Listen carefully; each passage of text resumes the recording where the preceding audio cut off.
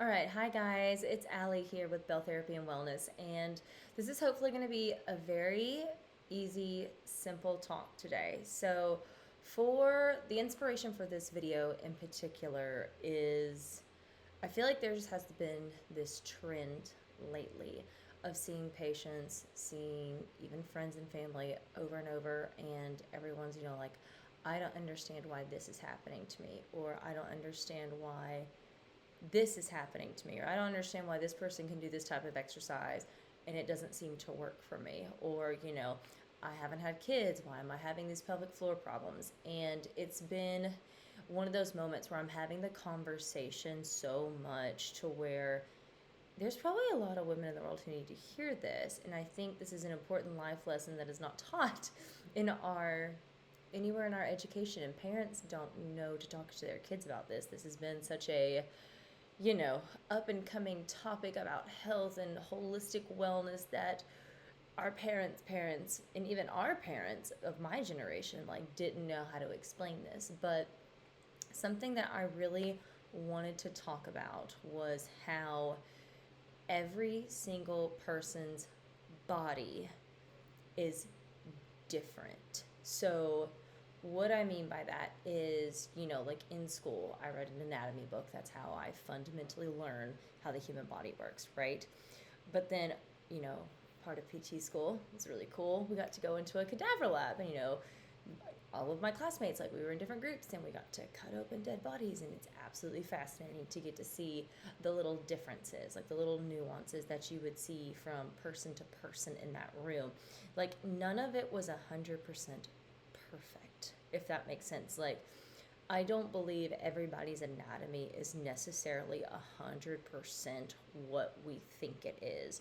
And there are still studies coming out, like even in the last 3 years. Like, there was one about the I feel like it was the glute max attachments. Like, it had different fiber attachments to other muscles and like fascia layers to where like books, like even Grey's Anatomy and things like that, didn't have it, in their textbooks about it, because it hadn't been counted as like an insertion point or origin point for the glute max. And then all of a sudden we're getting these new research articles saying, hey, it's a little bit of different insertional points, which, if you think about it from the physics or the biomechanical standpoint, like, a muscle is a contractile tissue.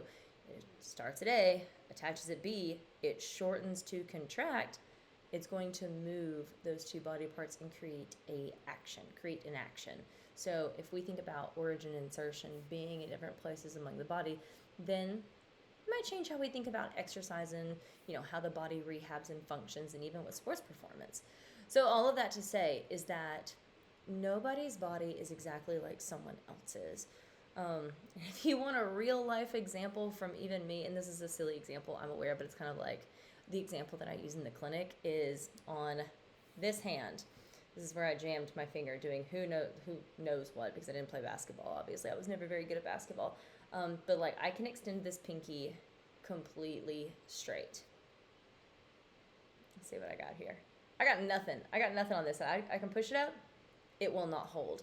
I am missing the tendon that comes out to the point of my finger to fully use the action to extend it up. I just do not have this tendon. I was born without it. I have it on this side. That's just a little example. Like, not everybody is born necessarily to 100% function. So if we take that into account, and then you look at your background, like, I was never good at hand-eye coordination sports. So basketball, volleyball, things like that, I was never particularly good at. I loved soccer. I loved running. I was a sprinter. I, very dominant stance on my left leg with a primary kick using my right leg. So those things, like, if you think about in soccer where you plant with the left and you kind of power to get the twist, kicking with your right, my body biases those actions because that is my history. If I have someone coming into the clinic that was born, let's say, in the same town, same day, same year as me, and they were a ballerina, the way they hold their pelvis, their muscle development, their posturing, their breathing patterns are going to be very different than mine. And I'm not saying there is one way that is better, one way that is worse, one way that is optimal for the universe, because there's not. Like, we are meant to live this life how we want to live it, doing the activities that we want to do. So, that being said, I just think it's important to recognize in yourself, in your family, your children, your friends, or as a maybe you're a clinician or a trainer, looking at your people, recognizing that what works for one person may not work for them all. Um, this has honestly been such a, I don't want to say a pain point, but a thinking tool, a critical thinking, like little flag in the back of my brain, is because I work with a lot of postpartum people. I work with a lot of postpartum bodies. The body is postpartum. And then you have to take into account, what they were like beforehand, what was their pain points, what hobbies did they have, what activities did they love. And it's getting them from this significant like postpartum phase that they're in to how can I get you back to not just, where you were before, but maybe optimal function, to where maybe, I'm trying to think of a good example. Best example, easiest example I can think of is running. So if someone wants to get back to running for after they've had their baby, if they had predominant, maybe lateral knee pain, medial knee pain, some type of knee pain, that is something that I can program in their rehab strategies for, hey, I'm going to get you back to running, without any pelvic floor issues, but also, like, why don't we just go ahead and take care of this knee? Get that taken care of. Because then you can run and chase after your child and do hopefully all the activities you want to and not have to worry about it here on out. So I think whenever a lot of people I talk to are always like, well, I found this YouTube video and I wanted to try this to fix my problem. And I think that's great. I think seeking out information, educating yourself, learning about what's out there, we have a bunch of information available at our fingertips, so why not utilize that? Why not learn? I think that's phenomenal, but I think when things don't go the way you want them to, or when other people want them to, they get disheartened. They think they're broken beyond repair. They get really frustrated. And honestly, trying to come back from a physical event such as childbirth or an ACL tear or some type of injury of any sort, especially when you're in your 30s, like me, no longer in my 20s, you heal differently, you heal slower. And I'm going to be quite honest with you, I don't like waiting a long time. And I have a feeling most people don't, with our whole instant gratification issues of society. Like, we don't like to wait. We are not patient. So this is one of those things where I think you should just be aware of your body.